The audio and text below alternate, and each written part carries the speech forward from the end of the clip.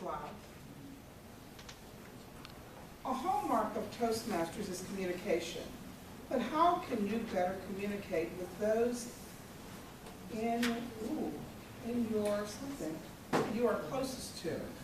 Chris Blouth presents his fourth speech tonight from the Competent Communicator Manual titled, One Window You Want to Look Through and Use Often with Others.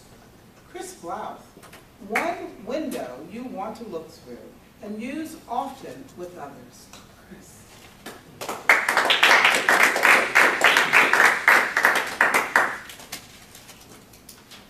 Guten Abend, meine Damen und Herren. Heute Abend lasst uns über Communication sprechen. Did you get that? Yes. Good evening. Last evening we spoke. Not too bad, but here's the point. Communication is difficult when it's in another language. A few people understand German, most of you don't. But how often do we communicate with each other in English and we still fail to understand what the other person is saying?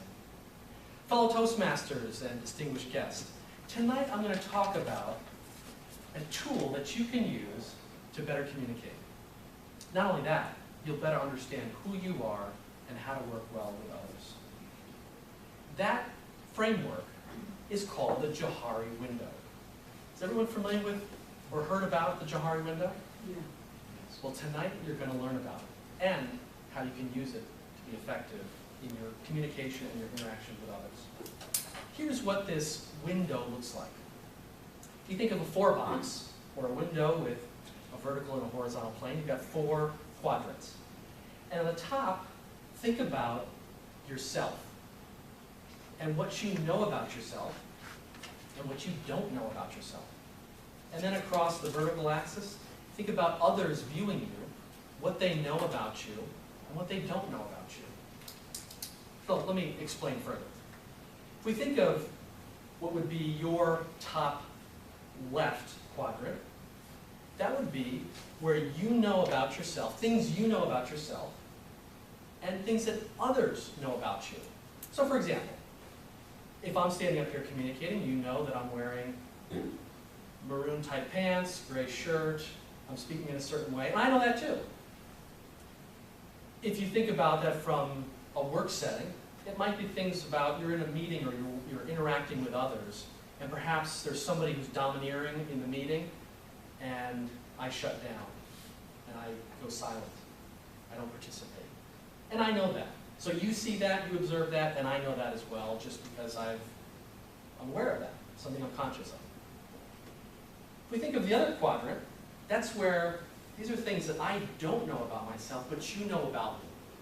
So in a context of Toastmasters, a blind spot could be, I'm standing here doing the bread basket. I don't know it, but you're observing it. So things that you observe, things that I don't know about. In a more intimate setting, it could be, if you say something, I might react a certain way. Maybe I get angry, shut down, pull back. You observe it, but I don't know it. It's a blind spot. So that's the second window. The fourth window, down in the bottom right quadrant, would be something that I don't know about and you don't know about either. That's something that's hidden.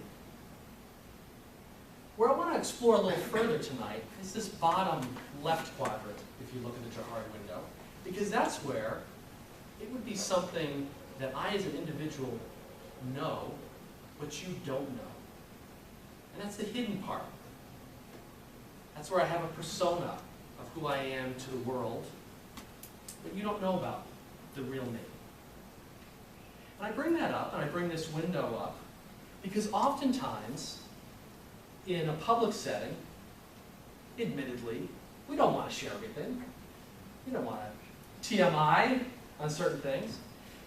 However, what I've observed personally, and what I've observed in sharing this framework with others, is that far too often, the people we are very close to, a husband or wife, close friends, that's an area that's too large. In other words, there's a vast amount of hidden portion of our person that isn't really known to to those we're closest to. And if we think about the implications of that, that's where you have a couple who really don't know each other fully, and they really don't open up, share, and are vulnerable with each other. Left unchecked, over time, that can produce feelings of resentment, lack of trust, and just satisfaction in an intimate sense. Because we build a wall, we build a persona that even the closest people that we know don't really know us.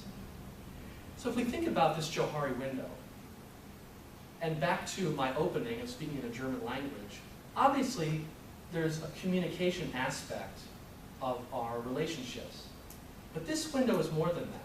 This is really an attitude you have to be willing to say, how big will I let my area that I know about be known to others? So I encourage you, as you think about the Johari window, and perhaps learn about it more, do your own research and review and consideration of this model, that you think about the area here where you know about yourself, but you're not really open to others. Because I would contend that if you open that area up more to those you love, you'll have a more satisfying, a more intimate, a more special relationship with those closest to you.